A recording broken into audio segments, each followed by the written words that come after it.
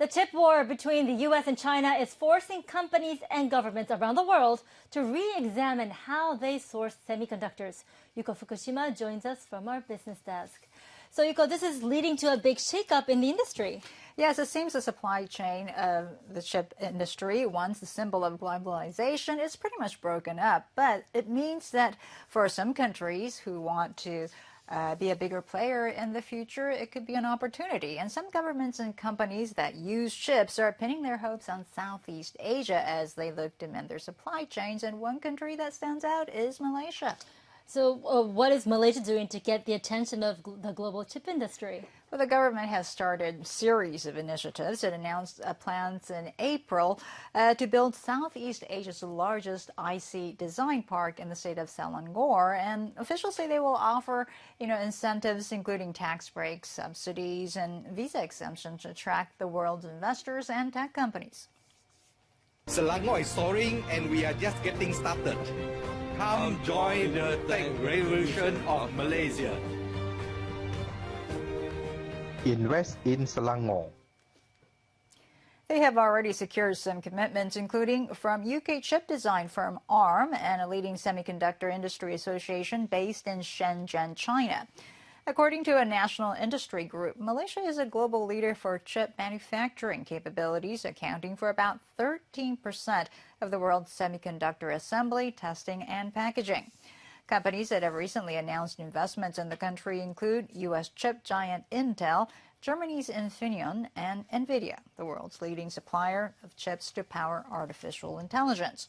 The country has mainly focused on so-called downstream processes such as semiconductor assembly and testing, and now it wants to get in on the initial processes, including design and wafer production.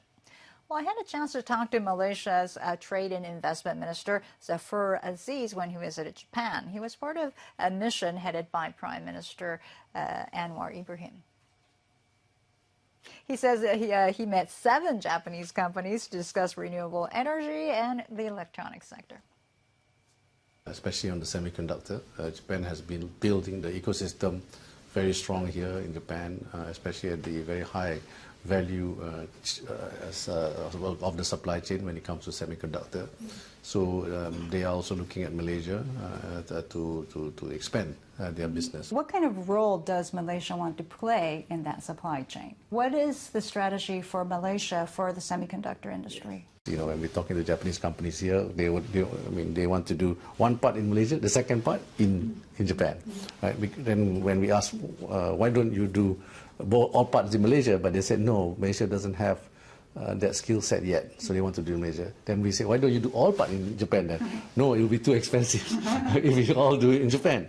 So it will help, I think, as long as there's complementarity between us. So it's a win-win. Okay, so if you look at the semiconductor supply chain, very strong in the back end, the assembly and testing. We need to move up that value chain.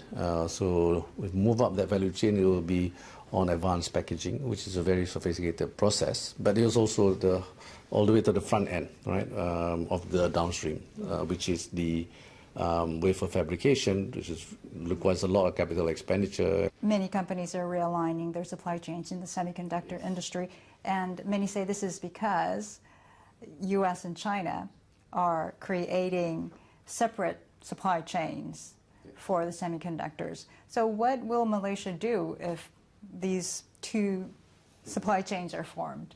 How are you going to navigate that? Us to choose sides. We will not choose sides. Yeah. So the answer is that. I mean, we have been fiercely independent since our independence in 1957. We are part of the non-aligned movement, so we will maintain that. Of course, we have to navigate. There are issues and there are certain topics which we stand firm. For South China Sea, for example, we stand firm when it comes to our position on that. But there's also the issue about other issues in other countries that we also stand firm. So at the end of the day, I think as an independent nation, we have to choose what we stand for.